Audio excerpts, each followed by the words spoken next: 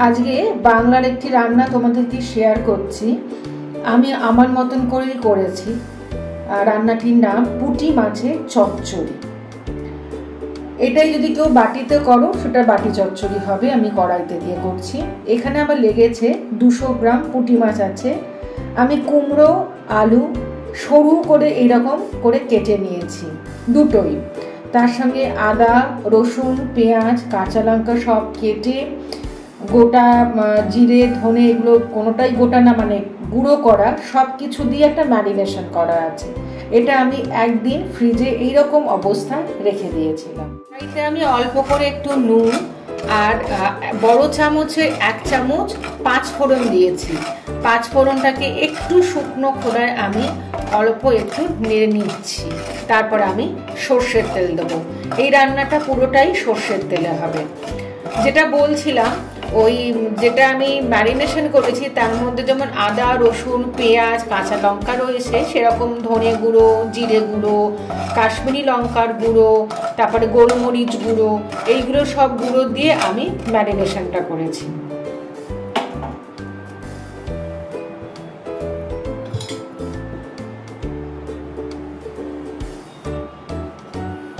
এবারে আমি সর্ষের তেল দিচ্ছি।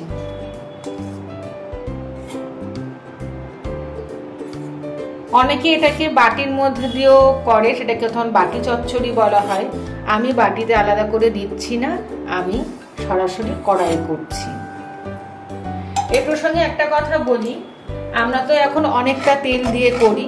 আগে আমাদের দিদিমাদের মায়েদের আমরা দেখেছিলাম তেল খুব সামান্য, বড় বড় সংসারে তেলটাও তখন মানে বুঝে শুনে ব্যবহার করতে হতো। আর তেল খাওয়া তো শরীরের পক্ষে খুব একটা ভালো নয়। তাই আমি মা দিদিমাদের দেখেছি যে অল্প জলের ওপর দিয়ে এইগুলো দিয়ে দিতেন। যারা এরকম কড়াইয়ে করতেন, বাটিতে যারা করতেন তারা তেল দিয়ে করতেন, সামান্য জল থাকতো, তেলের ভাগটাই বেশি থাকতো। যারা কড়াইতে এরকম চচ্চড়ি করতেন তারা আগে একটু জল দিয়ে ওটাকে মাছটাকে দিয়ে বা সবজিটাকে দিয়ে সেদ্ধ করতেন। তারপর হয়ে যাবার পরে আস্তে আস্তে উল্টে দিয়ে তারপরে তেল দিতেন। তো আমি এখানে প্রথমেই তেল দিচ্ছি। তবে এটাও ঠিক, আগেকার দিনে যেরকম মাছের স্বাদ পুষ্টি ছিল, এখন পলিউশন হওয়াতে সেইগুলোও অনেক ক্ষেত্রে ঘাটতি দেখা দিয়েছে। তাই আগে জলে সেদ্ধ মাছও খেতে খুব উপাদেয় লাগতো। এটা একটু ফুটে উঠলেই আমি ম্যারিনেট করা মাছটা দিয়ে দেব। আমার তেলটাও গরম হয়ে গেছে, 5 ফোড়নটাও গরম হয়ে গেছে। আমি আলতো করে মাছটা দিয়ে দিচ্ছি।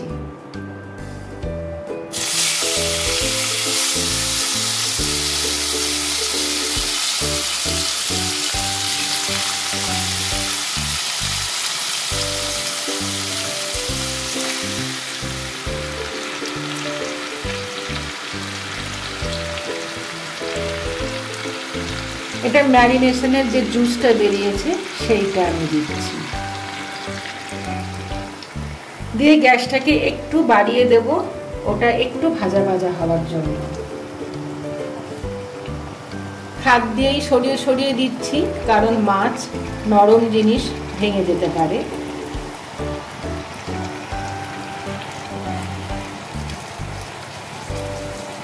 এই প্রসঙ্গে বলে রাখি, এখানে ঘরে যা যা মশলা ছিল তোমাদেরও যা থাকবে দিয়ে দেবে। আমি সামান্য সাদা তিলও দিয়েছি টেস্ট হওয়ার জন্য। গরম মশলাও আছে, গরম মশলা গুঁড়োও দিয়েছি আমি।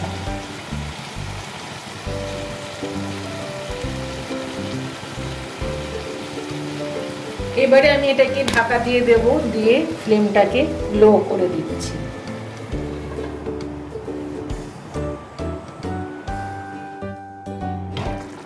ঢাকাটা খুললাম, আমি প্রায় 30 মিনিটের মতো রেখেছিলাম। মাঝে এসে গ্যাসটা একটু বাড়িয়ে দিয়েছি, সামান্য তেল দিয়েছি।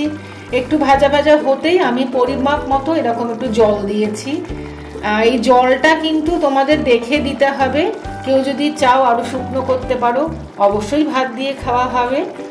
তো মোটামুটি সেদ্ধ হয়ে গেছে, মাছ ভাজা এবং সেদ্ধ দুটোই হয়ে গেছে। আমি এরপর যেটা করব, অল্প একটু ধনেপাতা আর একটু কাঁচা লঙ্কা দিয়ে দেবো। এখানে অনেকে সর্ষে বাটা কিংবা পোস্ত বাটা দিয়ে থাকে, যদি চাও দিতে পারো, আমি দিইনি, আমি এমনি সমস্ত মশলা দিয়ে দিয়েছি। মোটামুটি আমার রান্না শেষের দিকে, সবার শেষে যেটা আমি করব, তেলটা কিন্তু এই রান্নায় খুব বেশি লাগে। আমি এই সর্ষের তেল, কাঁচা সর্ষের তেল ওপর দিকে ঢেলে দিচ্ছি। দেখো তেলটা কিন্তু বেশি লাগছে।